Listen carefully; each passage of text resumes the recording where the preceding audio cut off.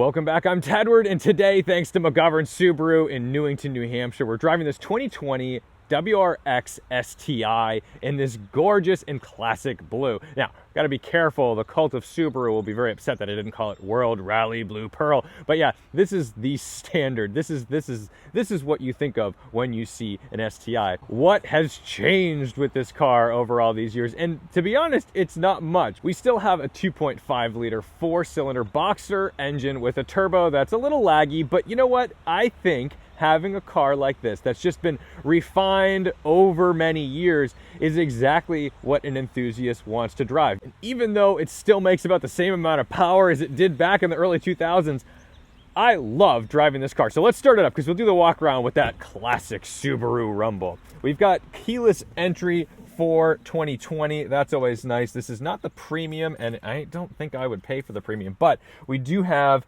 these Recaro seats. That's an option, and the short shift. You gotta have the short shift. But anyway, let's start it up.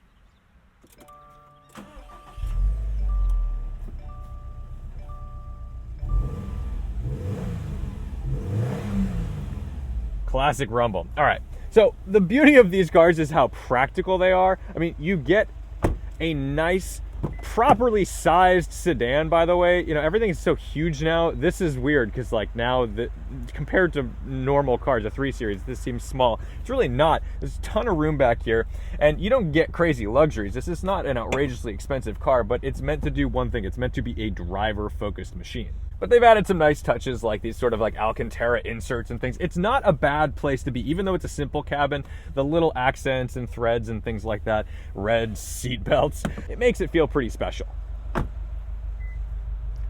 And there's gobs of trunk space. Seriously, this is pretty outrageous. Honestly, this is what I should be driving, but you need to be able to stomach the wing. And that's the funny thing, is that everyone went nuts when this car first came out. It was fairly expensive in the $30,000 range when it first arrived, and we had this big wing, and it was like, well, who can afford this that wants the wing? I think we're desensitized to big wings at this point. Let's take a look under the hood. Got the classic Subaru scoop, and that is just a giant hole. That is quite functional. And there's your top mount intercooler as we pour rainwater into it to keep it especially cool. But it's a pretty engine, and what I'm most excited about today is to drive a stock STI. I feel like every STI I've ever driven has been heavily modified, so I think it'll be kind of charming to drive one that's just fresh off the lot. But first, we can't forget the incredible brakes, the Brembo brakes that Subaru puts on this. And they make these like these acid green color now to stand out. But the 6-pot Brembos and the 4 pots in the rear, it's just, it tells, I mean, I don't even have this on my M3. And you can see where Subaru saved a little money. We've got power seats on this side. We do not have it on the passenger side. But who cares? Let's go for a drive.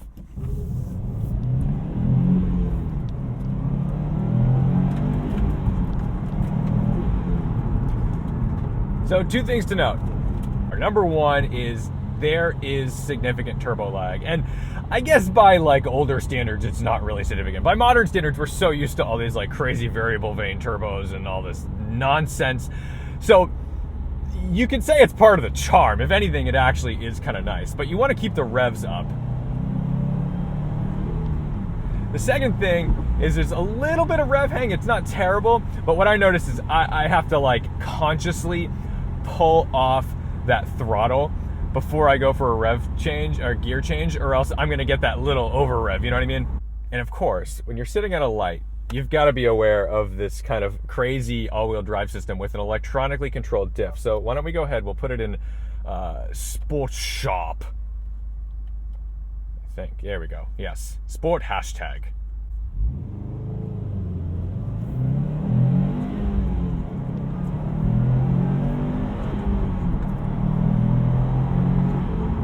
So yes, maybe that's, we're getting passed by a Macan. Sender bud!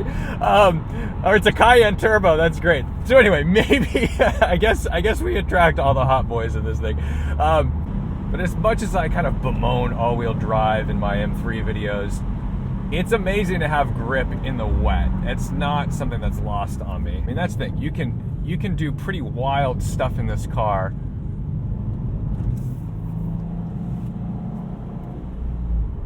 right out of the box, and that is what makes it fun. That's what kind of puts it on that level of the Honda Civic Type R.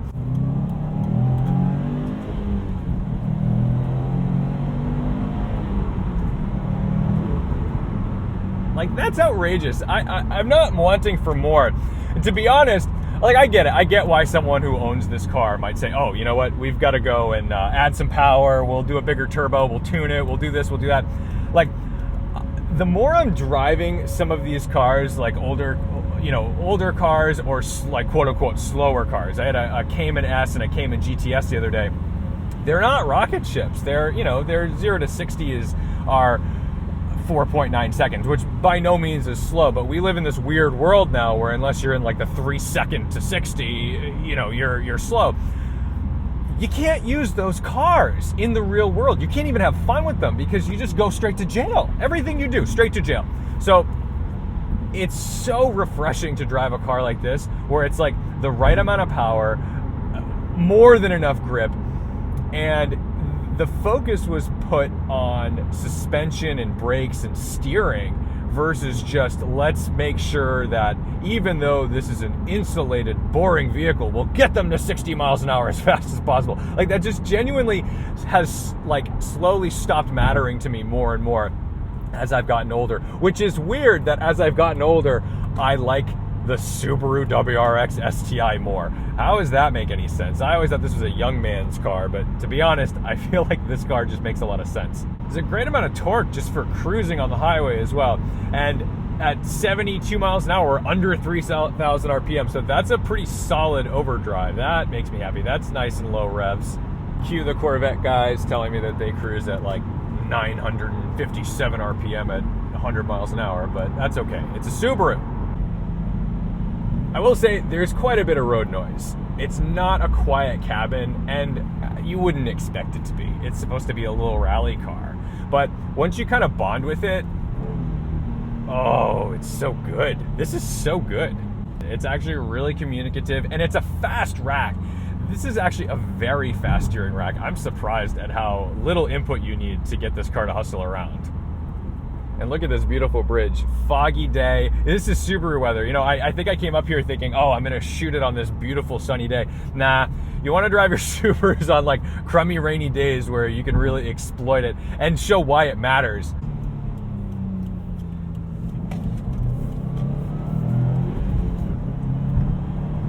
The seating position is pretty natural. I don't want to call it high because I don't think it's high.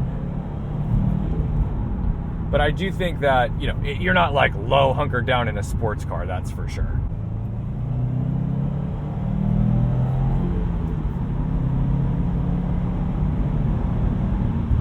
It's perfect for real life though. Although the suspension is relatively stiff,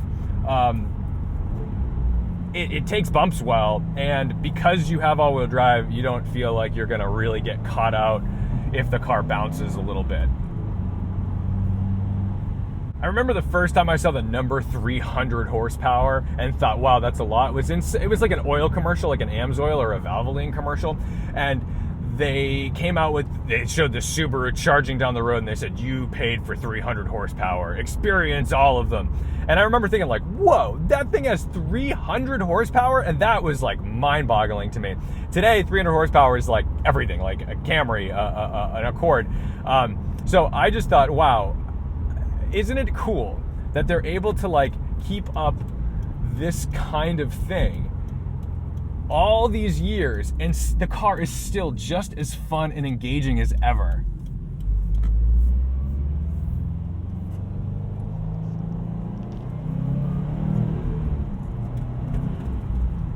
You get a little bit of a blow-off sound. So that's why I can understand why people would probably go out and modify their car to really accentuate all the character of this turbo engine. I think the other thing that you've got to remember when you drive these cars is how they like to be driven. They like to be driven up in the mid to high revs. These are not engines you want to really bog down. It's not good for them. They're not happy down low, which means you're going to use fuel. But it's definitely fun to be able to rip around some back roads without going like jail speeds, and also know that you're going to be in a good place grip-wise, traction-wise. Because if I was doing this in a Miata or something, I might be a little more hesitant with my throttle inputs. Wow, this is beautiful. Look at this out here. Look at how little steering input I need for this car. This is great.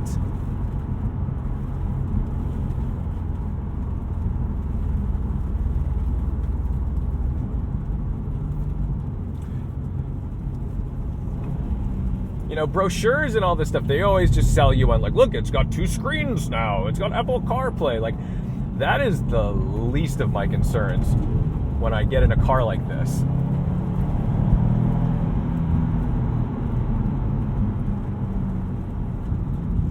I just want to drive. Wow.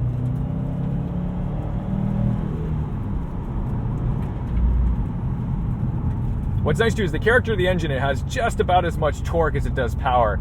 So you always feel a little bit of a shove in the back. You've got 290 pound-feet of torque. That's wonderful.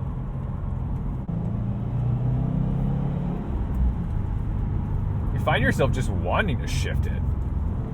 It's very easy to rev match. Pedal placement's great.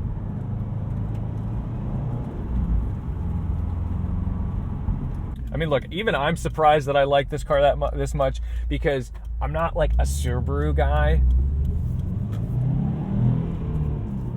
Gotta be patient on that one too. I remember back in the day, these gearboxes, the drivelines were like ultra fragile. That's not the case anymore. These can handle quite a bit of torque.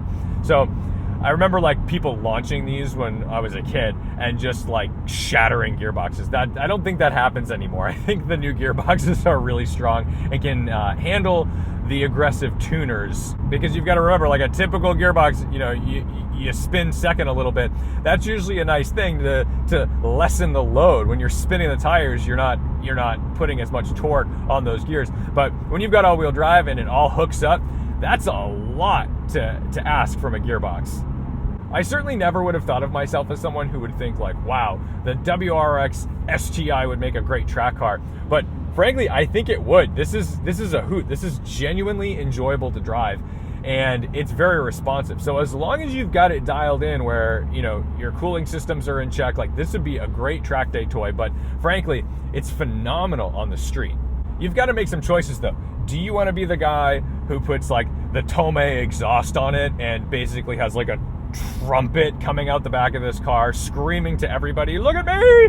I mean, the car is quick for sure, but it's not fast enough to warrant such an outrageous exhaust. I don't know. That, to each their own. That's just my opinion. I'm not judging you if you have a very loud STI that basically has stock power. Off the top of my head, the only change I would really make to this car is just to give it a more tactile clutch that maybe catches a bit lower. But that's something that you could change pretty, you know, easily in the aftermarket. That's not outrageous. Otherwise, I just love how unique the car feels. There's really not much else on the market that does what this car does. And it's still every bit as much a driver's car as it used to be. So if you have fond memories of an STI in years past and you go to drive a new one, like your memories won't be ruined or tainted by, like, you know, revisiting your past. Like, it's still a very good car, and if anything, now they've had all this time to do great suspension tuning, so the car feels just wonderful. And that's coming from me, someone who is not a Subaru enthusiast by any means. In fact, I have probably wrongly shamed some of my friends who have bought these in the past. Like, what are you thinking? You're gonna go do track days in a Subaru? And then I drive them and I'm like, oh, this thing is actually pretty sweet. So if you're in the cult of Subaru, you already know. I'm not telling you anything you don't know. I'm reinforcing what you already like about the car. But if you're outside the cult of Subaru, if you're even on the anti-Subaru side, I'd recommend going and driving one of these. They're really fun, and I think we can all enjoy a change, even if it means driving a car that hasn't changed in nearly 20 years. So thank you so much to McGovern Subaru in Newington, New Hampshire, and thank you guys so much for watching, liking, commenting, and subscribing. Special thanks to the Patreon supporters for making this content possible. Don't forget to respect the drive, and I'll see you in the next one.